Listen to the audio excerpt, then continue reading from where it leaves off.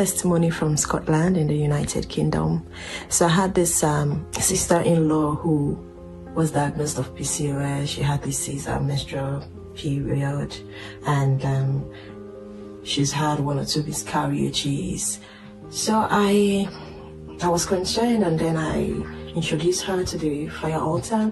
I sent her the link. I encouraged her to join the altar, which she did, and then we kept praying.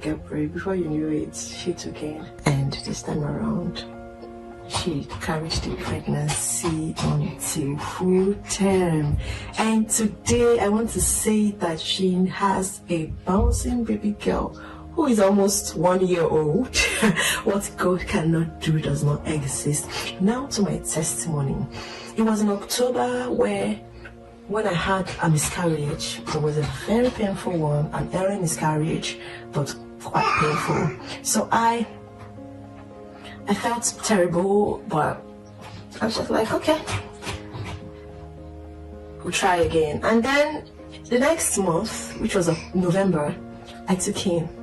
And then I remember at the time when my husband wanted to, when I put his hand on my belly and he said, baby, I was like, communicate, and he said, baby, and I'm like, no, baby's there, 2 of them. He was just like, I knew in his mind, wait, twins for where, for where? But then the day came where I was to have my first scan, and I went to the hospital. It was the same midwife that confirmed my miscarriage. They see a lot of persons, so she couldn't recognize me. But I did recognize her, and she was like, okay. I said, well, gosh, she started scanning. She said, okay, I see one.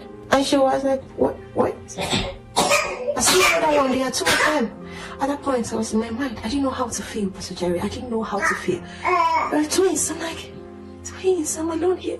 Like, what? I was excited. It was like, I prophesied and it happened. So I didn't want to say it with my mouth.